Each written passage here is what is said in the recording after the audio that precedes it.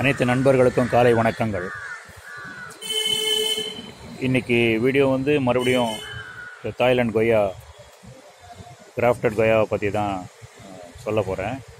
ஏற்கனவே இதுக்கு முன்னாடி இருந்த வீடியோவில் எல்லாம் பதிவு பண்ணியிருக்கேன். நண்பர்களுக்கு அது நினைவு இருக்கும்னு நினைக்கிறேன். அதோட தொடர்ச்சி தான் இது. பார்த்திங்கன்னா இந்த கிளையை பாருங்கள். ஏற்கனவே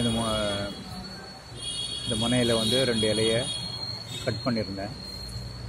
அது இந்த ப்ரௌனாக பிளாக்காக இருக்குது பாருங்கள், அந்த இடம் தான் நான் கட் பண்ணியிருந்தேன். அது பக்கத்தில் எந்த அளவுக்கு தளிர் வந்திருக்கு பாருங்கள். இந்த தளிர் நடுவில் மொட்டு வரா மாதிரி இருக்குது.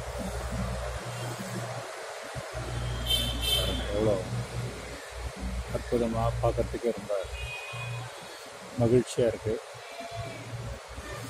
அதே மாதிரி கீழ்கலையிலையும் தளிர் வந்துகிட்டே இருக்குது. கீழ் வரைக்கும் அப்படியே தளிர் போயிட்டே இருக்குது.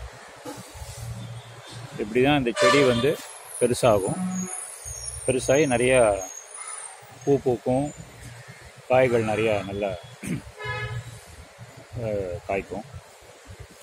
பாருங்கள், ஒவ்வொரு பிரான்ச்லேயும் பாருங்கள், இங்கேயும் கட் பண்ணியிருக்கேன். ஒவ்வொரு இடத்துலையும் கட் பண்ணியிருக்கேன். கட் பண்ண இடத்துலையும் வருது, அது கீழேயும் அழகாக தளிர்கள் வருது. இது பெருசாக பெருசாக இந்த செடியும் நல்லா அகலமாக நல்ல பெருசாக பிரான்ச் அவுட் ஆகும். நிறையா காய்கள்லாம் காய்க்கும். அதுதான் இதனோட நோக்கம், அதனோட மெத்தடு இதுதான். இங்கே பாருங்கள், இவ்வளோ உயரத்தில் எட்ஜில் இந்த 2 இலையை கட் பண்ண இடத்துல எப்படி வந்துருக்கு பாருங்கள். இது கொஞ்சம் டைம் எடுக்கும், ஆனால் கண்டிப்பாக துளிர் வரும். அது கட் பண்ணாமே விட்டுட்டோன்னா அப்படியே இருக்கும், செடி வளரவே வளராது. அதனால தான் இதெல்லாம் செய்யணும். பாருங்கள், ஒவ்வொரு இடத்துலையும் கட் பண்ண இடத்துலலாம் எத்தனை தளிர் கீழே வந்துட்டே இருக்குது பாருங்கள், அடுத்தடுக்கா. இது பாருங்கள், கீழே ஏற்கனவே கட் பண்ண இடத்துல அருமையாக ரொம்ப அழகாக மொட்டு விட்டுருக்கு பாருங்கள். இது கொஞ்சம் நல்ல பூவாக மாறும்.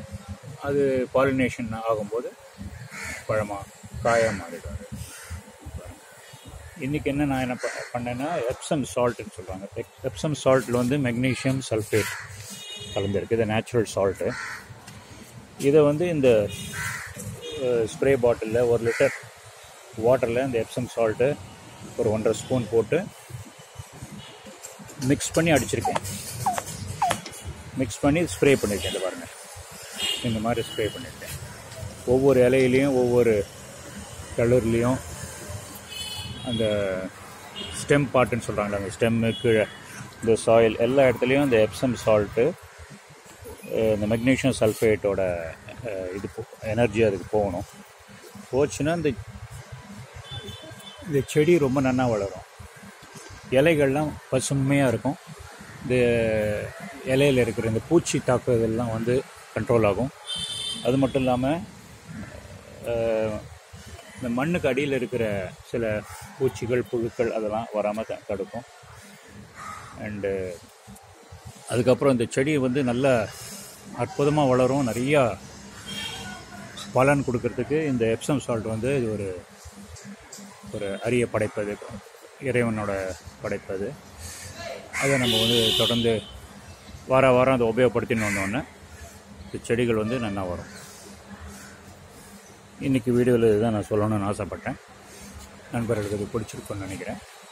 மேலும் மேலும் வீடியோ பாருங்கள், சப்ஸ்கிரைப் பண்ணுங்கள். மேலும் மேலும் உங்களுக்கு வீடியோ வந்து கொண்டே இருக்கும். வாழ்க வளமுடன்.